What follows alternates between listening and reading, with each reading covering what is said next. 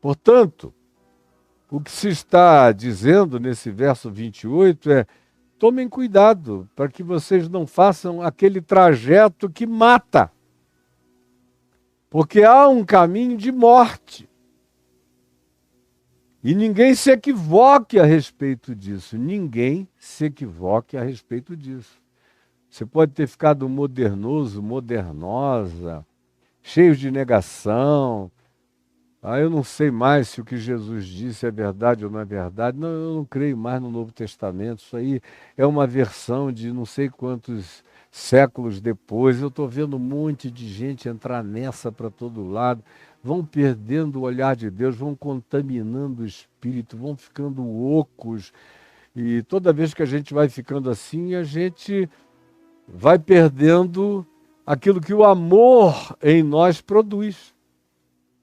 O amor produz adoração quebrantada, consciência reverente, produz alegria na santidade da vida, produz valores e significados indestrutivelmente projetados para a eternidade, produz a qualidade da vida de Deus em você, o que é a vida eterna.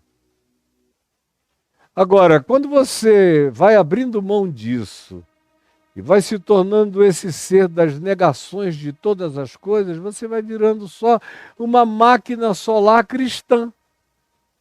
Uma máquina solar em nome de Cristo, um boneco de carne, como Paulo disse em 1 Coríntios, à igreja de Corinto. Vocês, a maioria de vocês aqui não passam de máquinas solares, de bonecos de carne, de seres carnais, de entidades psíquicas, sem transcendência eterna, homens e mulheres naturais, gente sem transcendentalidade de nenhuma natureza.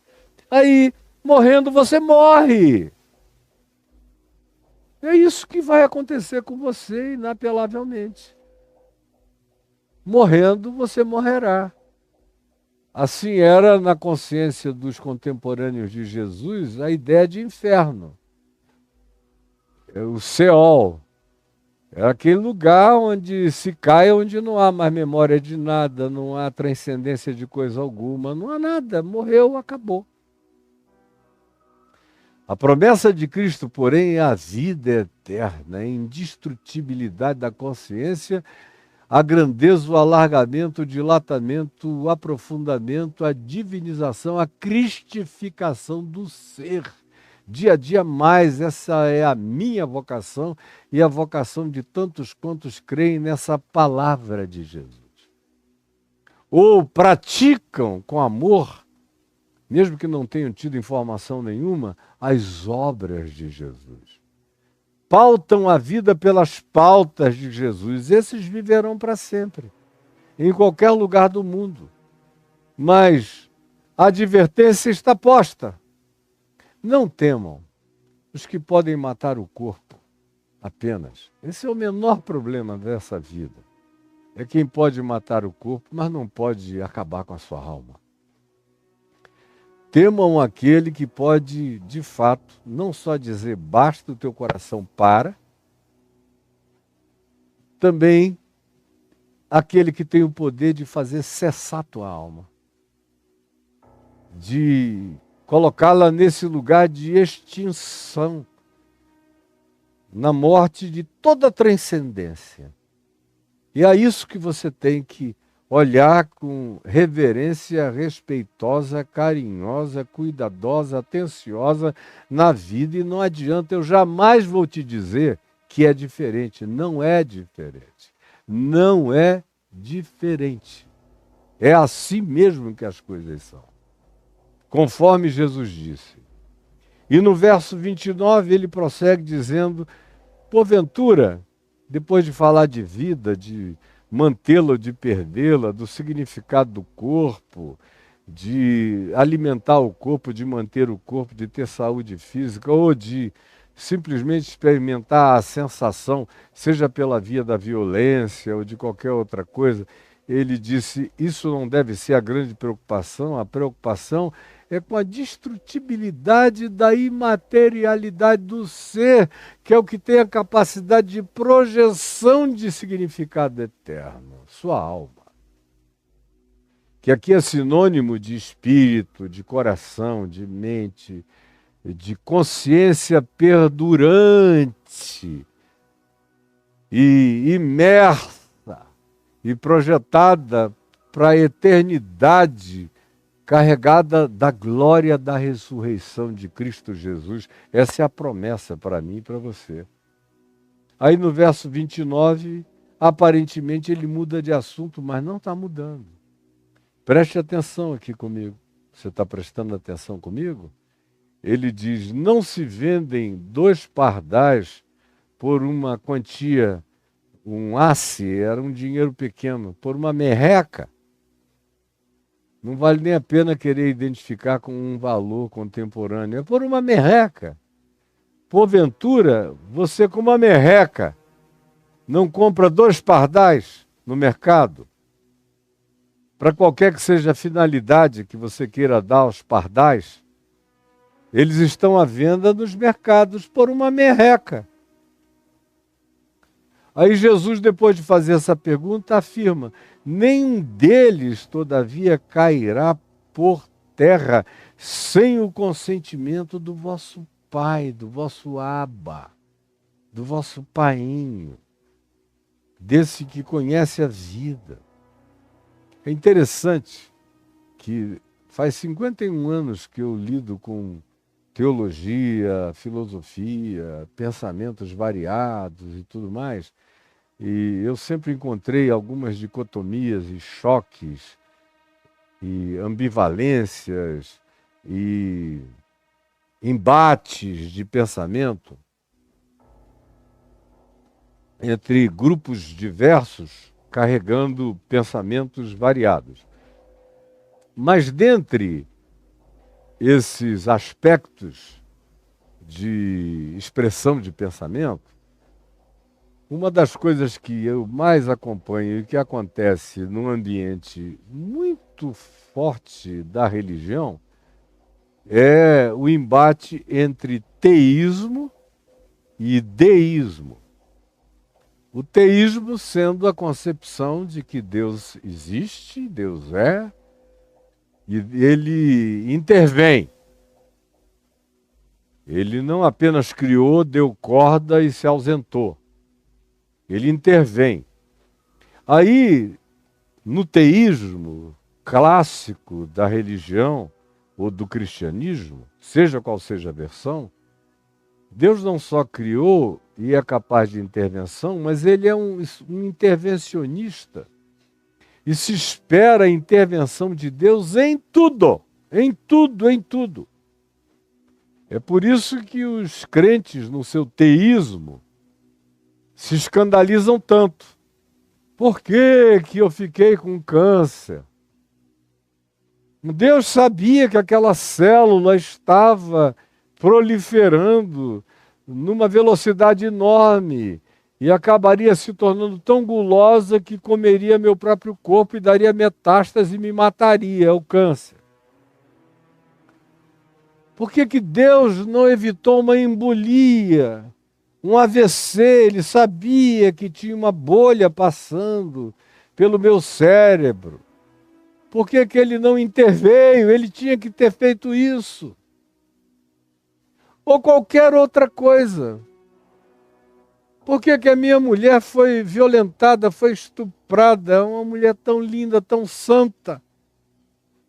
Ela estava voltando na pureza do caminho dela para casa e foi violentada, como eu me lembro de um caso muito triste para mim, que já deve ter uns 40 anos, 42, 43 anos, uma menina que hoje já é uma mulher praticamente com a minha idade, com quase 70 anos, e que era uma menina jovem, casada com uma pessoa querida do meu coração, e de São Paulo, e ela ia andando na 23 de maio, quando foi agredida por um homem ou dois, jogada numa daquelas valas, sem que ninguém pudesse ver, e foi estuprada até que o cansaço do estuprador se manifestasse.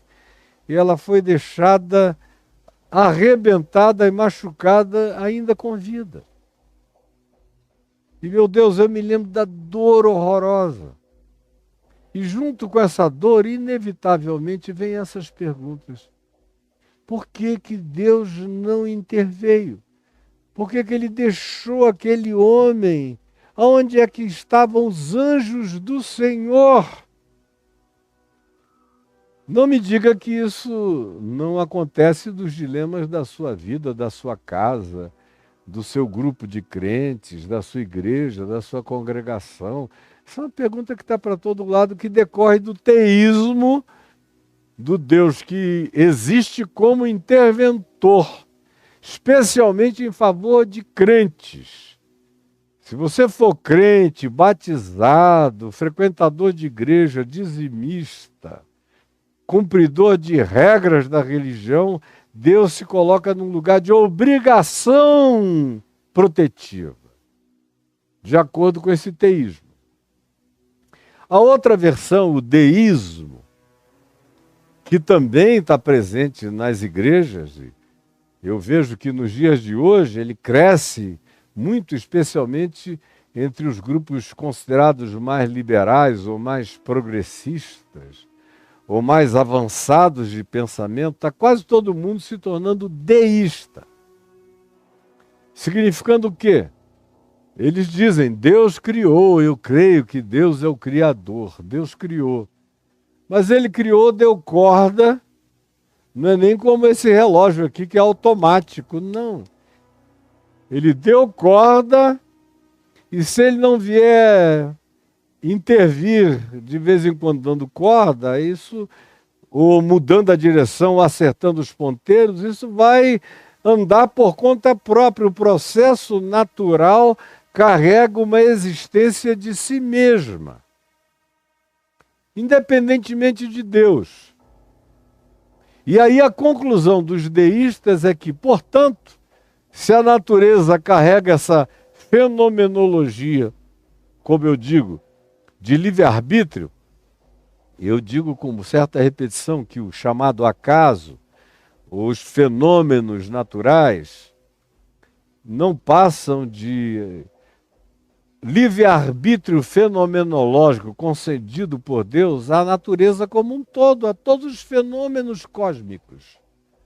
Tem esse livre-arbítrio fenomenológico. Se o elemento X se encontrar com o elemento Y, pode produzir um terceiro termo daquela junção química, daquele encontro de fatores, daquele choque de forças ou de vetores. Pode-se produzir uma outra coisa inesperada, com mensurabilidades que a gente verifica à medida em que a ciência evolui. Mas esses deístas dizem, Deus, todavia, não intervém. Por que orar? Por que pedir? Como tem pessoas que chegam para mim e dizem, não, eu não oro mais por nenhum doente. São todos progressistas, liberais, modernos, pós-modernos, o que você queira, eles são. E dizem para mim, eu não tenho condição de orar por mais ninguém, eu não creio nisso. Eu creio que Deus existe, mas ele deu corda no processo e não se mete nisso. Se a ciência não curar, Deus não curará. Se alguém não abrir a porta da cadeia, uma autoridade generosa, anjo nenhum do Senhor vai abrir a porta de cadeia nenhuma, como o livro de Atos dos Apóstolos descreve alguns casos. Não creio nisso, é só a impressão deles. Estavam todos equivocados. E eles dizem do alto das suas convicções extraordinárias no dia de hoje. E aí você vê teísmo e deísmo numa guerra o tempo todo. Todos dois aspectos são polos perversos e que trabalham contra Deus segundo o Evangelho. Trabalham contra a lucidez de Cristo Jesus. Trabalham contra Jesus, porque em Jesus você encontra os dois fenômenos presentes. Jesus trata a natureza com um determinado deísmo. Ele trata alguns fenômenos de calamidades naturais, como uma torre que desaba na cabeça de 18 pessoas lá, a Torre de Siloé. Ele narra isso. E a interpretação dos crentes, quer dizer, Deus é que deve ter feito a torre cair, ou ter deixado a torre cair para esmagar, porque os caras eram mais pecadores do que os outros. Era teísmo em ação, contra uma manifestação de Jesus que não era um deísmo fechado, porque em Jesus nada é sistemicamente fechado.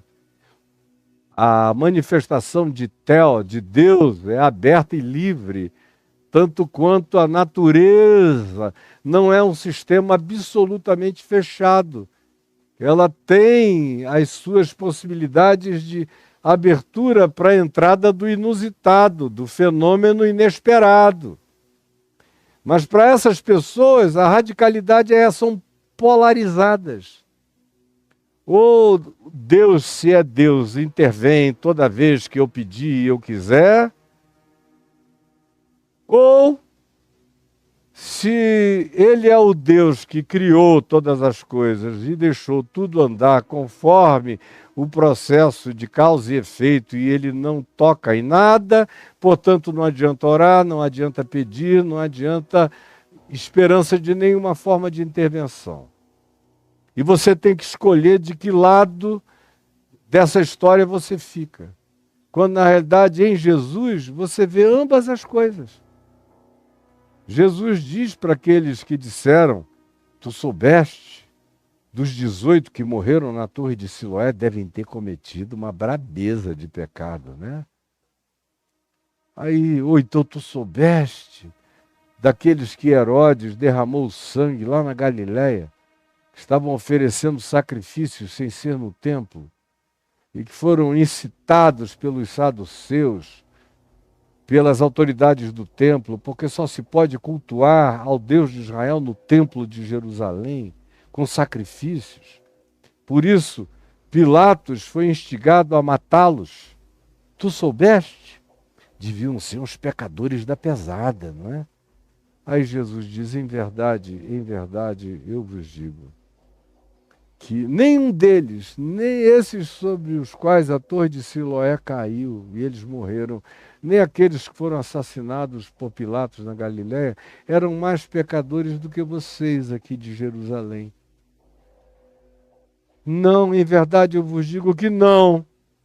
Mas uma coisa eu tenho a dizer, se não vos arrependerdes, vocês que têm essas opiniões teisticamente tão fundamentadas e os outros deisticamente tão dogmáticas, se não vos arrependerdes dessas presunções de juízo, todos igualmente perecereis. Todos. Só que eles morreram só no corpo. Vocês não sabem o que aconteceu na subjetividade, na alma deles. Agora, esse espírito de vocês, não só um dia vai fazer o corpo de vocês cessar, mas a alma de vocês morrer. Portanto, ele diz, não se vendem 2 pardais por uma merreca, e nenhum deles cairá em terra sem o consentimento do vosso Pai, que está nos céus. Deus sabe. Mas quando ele usa a palavra consentimento, ele está dizendo, ele não vive de fazer intervencionismos na natureza. Não vive. Não vive de evitar que pardais caiam aqui ou ali. A natureza tem os seus ciclos, tem seus fenômenos. E esses fenômenos vêm sobre maus, sobre bons, sobre justos, sobre injustos, assim como o sol, que nasce sobre qualquer categoria ética humana. Assim também a natureza não necessariamente dá tratos especializados a quem quer que ame mais a Deus, por exemplo. É o que Jesus está ensinando, não só aqui, mas no Evangelho como um todo. E quanto a vós outros, deixa eu dizer uma coisa e prestem atenção. Até os cabelos, todos da cabeça de vocês estão contados. Em relação a Deus, vocês fiquem sabendo o seguinte, Ele sabe. Agora, Ele não tem nenhum compromisso de viver fazendo intervenções fenomenológicas ou miraculosas na natureza só para agradar o capricho, o prazer, a confissão de fé, o credo, as declarações, as confissões positivas, a pseudo-fé arrogante que ordena a Deus o que Ele deve fazer, quando Ele deve fazer, ou o que Ele não pode fazer porque vocês não querem que Ele faça. Isso nunca estará sendo colocado como alternativa para a arrogância das pressuposições teológicas e de pensamentos de vocês. O Pai Celeste consente. Tudo é nele. Mas ele não se mete o dia inteiro, ele não precisa dar petelecos no sol para ajustar o relógio solar. As coisas seguem o seu ciclo. A precessão da Terra, 23 graus para um lado, 23 graus para o outro, fazendo o seu movimento de rotação, de translação em torno do sistema solar, do Sol, acontece de si mesmo. Não há anjos incumbidos de fazer isso e regular a precessão da Terra nesse movimento e nessa dinâmica de 4 bilhões e meio de anos só aqui no planetinha. Está andando, fenomenologicamente falando, por conta própria desde que o processo foi startado.